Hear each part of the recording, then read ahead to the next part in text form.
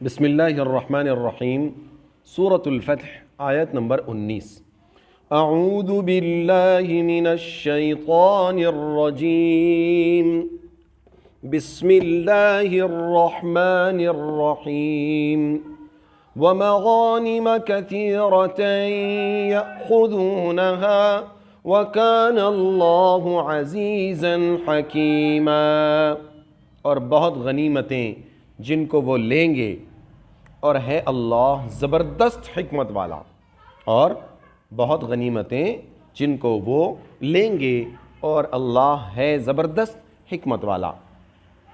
وَمَغَانِمَ كَثِيرَةً يَأْخُذُونَهَا جو آیت میں ہے، اس سے مراد خیبر کا مال غنیمت ہے جس سے مسلمانوں کو سہولت اور فراغ بالی حاصل ہوئی۔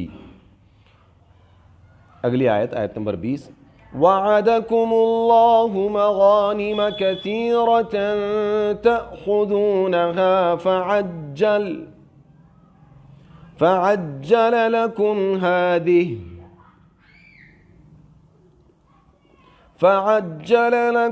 هَٰذِهِ وَكَفَّ أَيْدِيَ النَّاسِ عَنكُمْ وَلِتَكُونَ آيَةً لِّلْمُؤْمِنِينَ وَيَهْدِيَكُمْ صِرَاطًا مُسْتَقِيمًا۔ وعدہ کیا ہے تم سے اللہ نے بہت غنیمتوں کا کہ تم ان کو لوگے، سو جلدی پہنچا دی تم کو یہ غنیمت اور روک دیا لوگوں کے ہاتھوں کو تم سے، اور تاکہ ایک نمونہ ہو قدرت کا مسلمانوں کے واسطے، اور چلائے تم کو سیدھی راہ۔ آیت وعدکم اللہ مغانم کثیرۃ تأخذونها فعجل لکم هذه، اس سے مراد تمام اسلامی فتوحات اور ان کی غنیمتیں ہیں جو قیامت تک حاصل ہونے والی ہیں۔ پہلے مغانم اہل حدیبیہ کے لیے اللہ تعالیٰ کے حکم سے مخصوص کر دیے گئے تھے، اب یہ سب کے لیے عام ہیں۔ اسی سے معلوم ہوتا ہے کہ تخصیص کا حکم، خاص کرنے کا حکم ان آیات میں ذکر نہیں کیا گیا، بلکہ وہ الگ سے وحی کے ذریعے رسول اللہ صلی اللہ علیہ وسلم کو بتلایا گیا ہے۔ آپ نے اس پر عمل کیا اور صحابہ کرام کو بتلایا۔ اب دیکھیے آیت میں وَكَفَّ أَيْدِيَ النَّاسِ عَنْكُمْ، اس سے مراد کفار ہیں، خیبر کے کفار ہیں، کہ ان کو اس جہاد میں کچھ زیادہ زور دکھانے کا موقع اللہ تعالیٰ نے نہیں دیا۔ امام بغوی نے فرمایا کہ قبیلہ غطفان یہود خیبر کا حلیف تھا۔ ایک قبیلہ تھا، اس کا نام غطفان تھا، جو خیبر کے یہودیوں کا حلیف تھا۔ حلیف کا مطلب یہ ہے کہ وہ آپس میں ایک دوسرے کے ساتھ معاہدہ اور قسم لے کر یہ کہتے تھے کہ ہم آپ کے خلاف نہیں لڑیں گے، ہم آپ کا ساتھ دیں گے۔ تو یوں سمجھیے دونوں کے اندر سمجھوتا، دوستی کا ہاتھ بڑھانا جسے کہتے ہیں، دو ملکوں کے بیچ میں اس طرح وہ قسم کھاتے تھے۔ تو جو لوگ اس طرح سے ایک دوسرے کے دوست بنتے تھے اسے حلیف کہتے تھے۔ تو بنو غطفان خیبر کا حلیف تھا۔ جب اس قبیلے نے خبر سنی کہ رسول اللہ صلی اللہ علیہ وسلم نے خیبر پر چڑھائی کی ہے، حملہ کیا ہے، تو یہ لوگ یہود کی مدد کے لیے بڑے ساز و سامان سے نکلے، مگر اللہ تعالیٰ نے ان کے دلوں میں رعب ڈال دیا، اور یہ اس فکر میں پڑ گئے کہ اگر ہم اس طرف گئے تو دور نہیں، بعید نہیں کہ مسلمانوں کا کوئی لشکر ہمارے پیچھے ہمارے گھروں پر حملہ کر دیں، اس لیے سب ٹھنڈے ہو کر بیٹھ گئے۔ اور آیت میں ہے وَيَهْدِيَكُمْ صِرَاطًا مُسْتَقِيمًا، اصل ہدایت صراط مستقیم کی تو ان حضرات کو اللہ تعالیٰ نے پہلے سے حاصل تھی، دے رکھی تھی، مگر جیسا کہ پہلے لکھا گیا ہے کہ ہدایت کے درجات بے شمار ہیں۔ یہاں وہ درجہ مراد ہے جو پہلے سے حاصل نہیں تھا، یعنی اللہ پر بھروسہ اور قوت ایمانی کی زیادتی، اللہ پر بھروسہ اور قوت ایمانی کا بڑھوتری، وہ اللہ رب العزت نے یہاں عطا فرمایا۔ اب دیکھیے اگلی آیت ہے، آیت نمبر 21۔ وَأُخْرَى لَمْ تَقْدِرُوا عَلَيْهَا قَدْ أَحَاطَ اللَّهُ بِهَا وَكَانَ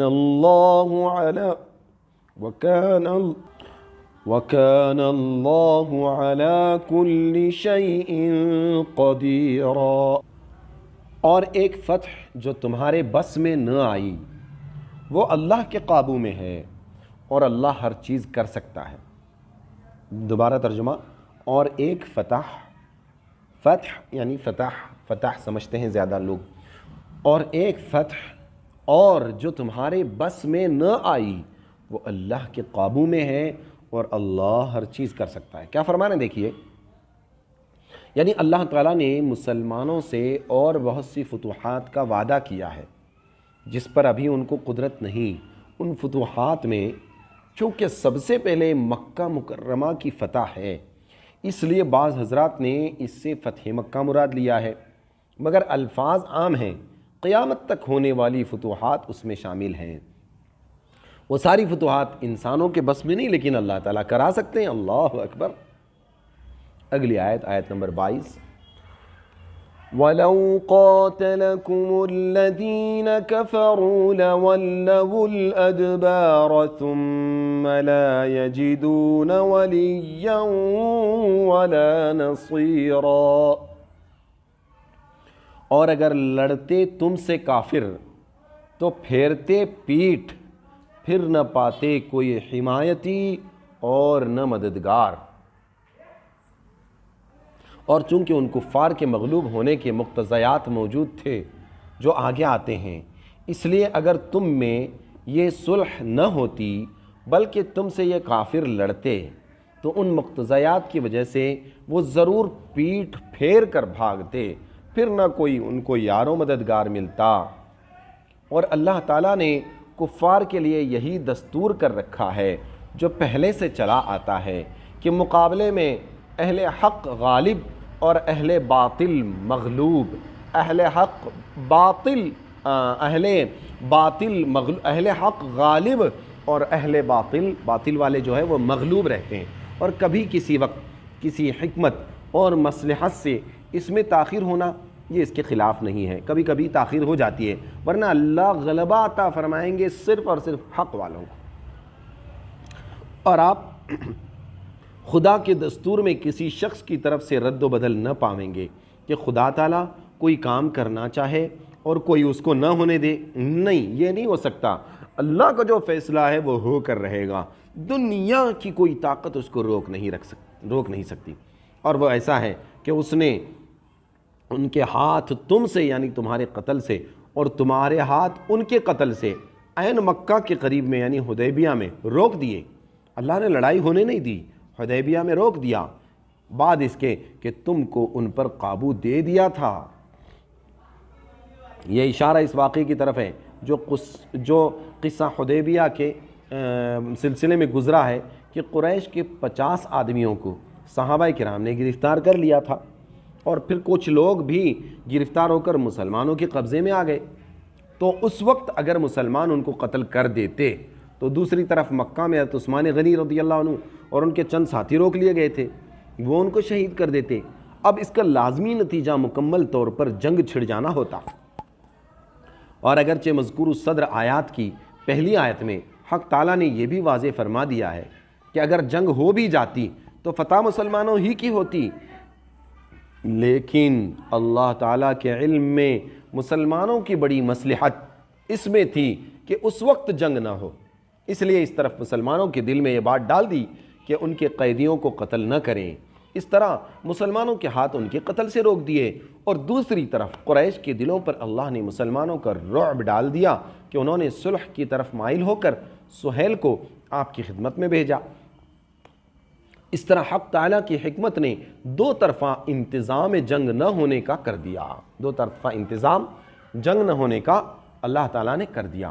اور اللہ تعالیٰ تمہارے کاموں کو اس وقت دیکھ رہا تھا اور ان کاموں کے نتائج کو جانتا تھا، اس لیے ایسا کام نہیں ہونے دیا جس سے جنگ چھڑ جائے۔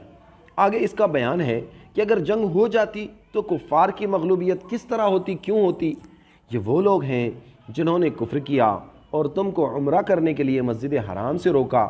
مسجد حرام سے مراد مسجد حرام اور صفا اور مروہ کے درمیان کا میدان ہے جہاں سعی ہوتی ہے، تو دونوں ہی ہیں، مگر چونکہ طواف اصل اور اول ہے اور وہ مسجد حرام یعنی کعبۃ اللہ کے پاس ہوتا ہے، اس لیے اس سے روکنے کا ذکر فرما دیا۔ اور قربانی کے جانور کو جو حدیبیہ میں رکا ہوا رہ گیا، اس کو اس موقع میں پہنچنے سے روکا۔ جانوروں کی قربانی کا موقع مینا ہے، ان لوگوں نے جانوروں کو مینا تک جانے نہیں دیا۔ ان کے ان جرائم اور حرم محترم میں بیٹھ کر ایسا ظلم کرنے کا تقاضا یہ تھا کہ مسلمانوں کو جنگ کا حکم دے کر ان کو مغلوب کر دیا جاتا، لیکن بعض حکمتیں اس تقاضے کو پورا کرنے سے مانع ہو گئیں۔ ان حکمتوں میں سے ایک یہ ہے کہ اس وقت مکے میں بہت سے مسلمان کفار کے ہاتھوں محبوس اور مظلوم تھے، جیسا کہ حدیبیہ کے قصے کے میں گزر چکا، تو اس کا ذکر آیا ہے۔ اور ان میں سے ابو جندل کا حضور صلی اللہ علیہ وسلم کی خدمت میں پہنچ کر فریاد کرنا، یہ بھی بیان ہو چکا۔ اگر اس وقت جنگ چھڑ جاتی تو غیر شعوری طور پر ان مسلمانوں کو بھی نقصان پہنچ جاتا، اور ممکن تھا کہ ان کے ہاتھ سے ہی وہ قتل ہو جاتے، اور عام مسلمانوں کو پھر اس پر ندامت اور افسوس ہوتا۔ اس لیے اللہ تعالیٰ نے ایسے حالات پیدا فرما دیے کہ جنگ ہی نہ ہو۔ اسی مضمون یہاں سمجھ میں آ رہا ہے کہ دیکھیے اللہ تعالیٰ نے کیسے جنگ کو روکا ہے، جگہ جگہ پر لڑائی نہ ہو، لڑائی نہ ہو۔ اسی مضمون کو آگے فرمایا کہ اگر مکہ میں اس وقت بہت سے مسلمان مرد اور بہت سی مسلمان عورتیں نہ ہوتی جن کی تم کو خبر بھی نہ تھی، یعنی ان کے پس جانے کا ڈر نہ ہوتا، جس پر ان کی وجہ سے تم کو بھی بے خبری ہے، تو رنج و افسوس کا نقصان پہنچتا۔ اگر یہ بات نہ ہوتی تو سب قصہ طے کر دیا جاتا، لیکن ایسا اس لیے نہیں کیا گیا تاکہ اللہ تعالیٰ اپنی رحمت میں جس کو چاہیں داخل کرے۔ چنانچہ جنگ نہ ہونے سے ان مسلمانوں کی جان بچی، اور تم ان کے قتل کے گناہ اور تم ان کے قتل کے گناہ سے بچے، اور پھر اس پر رنج اور افسوس سے بچے۔ البتہ اگر یہ مذکور مسلمان مکے سے کہیں ٹل گئے ہوتے تو ان اہل مکہ میں جو کافر تھے، ہم ان کو مسلمانوں کے ہاتھ سے دردناک سزا دیتے، اور ان کفار کے مغلوب اور مقتول ہونے کا ایک مقتضا اور بھی تھا، جبکہ ان کافروں نے اپنے دلوں میں آر کو جگہ دی، اور آر بھی جاہلیت کی۔ اس آر سے وہ ضد مراد ہے جو بسم اللہ اور لفظ رسول اللہ لکھنے پر انہوں نے مزاحمت کی، جیسا کہ صلح نامے حدیبیہ کے بیان میں اس کا ذکر آ چکا۔ یعنی واقعہ یہ ہوا تھا کہ ابو سفیان وغیرہ جب مکہ کے والوں کی طرف سے آئے، حضرت علی رضی اللہ عنہ صلح نامہ لکھ رہے تھے جس پر ایگریمنٹ ہونے تھے ان دونوں کے درمیان صلح صفائی کے، اس میں بسم اللہ الرحمن الرحیم لکھا، تو انہوں نے کہا بھئی بسم اللہ کو تو مٹانا پڑے گا، ہم اگر اللہ کو مانتے، محمد الرسول اللہ، جی اللہ کو تو مانتے تھے وہ لوگ، رسول کو نہیں مانتے تھے، تو محمد الرسول اللہ میں محمد الرسول اللہ، یہ محمد رسول اللہ کی طرف سے یہ خط ہے، ایگریمنٹ ہے، یہ انہوں نے لکھا۔ تو ان لوگوں نے کہا کہ محمد الرسول اللہ کیوں لکھا بھائی تم نے؟ ہم محمد رسول کو رسول مانتے تو یہ لڑائی نہ ہوتی، تم کو رسول کا لفظ، محمد کا لفظ مٹانا پڑے گا۔ تو حضرت علی رضی اللہ عنہ کو محمد کا لفظ، رسول اللہ کا یہ لفظ مٹانا اچھا نہیں لگا، تو حضور صلی اللہ علیہ وسلم نے اپنے ہاتھ سے قلم لے کر اس پر دائرہ کر دیا، لفظ اللہ پر دائرہ بنا دیا، پھر کہا بھائی چلو محمد ہو گیا، میں محمد ہو گیا۔ تو اس طرح سے انہوں نے ضد کی تھی، اس کا یہاں ذکر ہے۔ اس کا مقتضا، ان کی ہٹ درمی اور ضد کا مقتضا یہ تھا کہ مسلمان جوش میں آتے، لڑ پڑتے، پھر بھی اللہ تعالیٰ نے اپنے رسول کو اور مومنین کو اپنی طرف سے برداشت کرنے کا مادہ اور تحمل عطا فرمایا، جس کی وجہ سے انہوں نے اس کلمے کے لکھنے پر اصرار چھوڑ دیا اور پھر صلح ہو گئی۔ اس وقت اللہ تعالیٰ نے مسلمانوں کو تقوی کی بات پر جمائے رکھا۔ تقوی کی بات سے مراد کلمہ طیبہ یعنی توحید و رسالت کا اقرار ہے، اور مطلب اس پر جمائے رکھنے کا یہ ہے کہ توحید و رسالت کے اعتقاد کا تقاضا اطاعت ہے، توحید اور رسالت کے اعتقاد کا تقاضا اطاعت ہے۔ اللہ اور رسول کی اور مسلمانوں کا یہ صبر اور ضبط اپنی جذبات کے خلاف صرف اس وجہ سے تھا کہ رسول اللہ صلی اللہ علیہ وسلم نے ضبط اور صبر کا حکم فرمایا تھا، نبی کے حکم کی وجہ سے انہوں نے صبر کیا، اور ایسے سخت مرحلے میں اپنے جذبات کے خلاف رسول کی اطاعت ہی کا نام تقوی پر جمنا ہے۔ جی ایسا نہیں کہ اپنی دل میں جذبات آئے، غصے آئے، عمل کر دیا، نہیں، اللہ رسول کا حکم ماننا ہے۔ اور وہ مسلمان اس کلمہ تقوی کے دنیا میں بھی زیادہ مستحق ہیں، کیونکہ ان کے قلوب میں طلب حق ہے، اور یہ طلب ہی ایمان تک پہنچاتی ہے، اور آخرت بھی اس کے ثواب کے، اور آخرت میں بھی وہ ثواب کے اہل ہیں، اور اللہ تعالیٰ ہر چیز کو خوب جانتا ہے۔ دعا فرما لیں۔ اللہم صلی علی سیدنا محمد وعلی آل سیدنا محمد وبارک وسلم۔ ربنا آتنا فی الدنیا حسنہ وفی الآخرة حسنة وقنا عذاب النار۔ ربنا ظلمنا أنفسنا وإن لم تغفر لنا وترحمنا لنكونن من الخاسرين رب اغفر وارحم وتجاوز عما تعلم إنك أنت الأعز الأكرم ربنا هب لنا من أزواجنا وذرياتنا قرة أعين واجعلنا للمتقين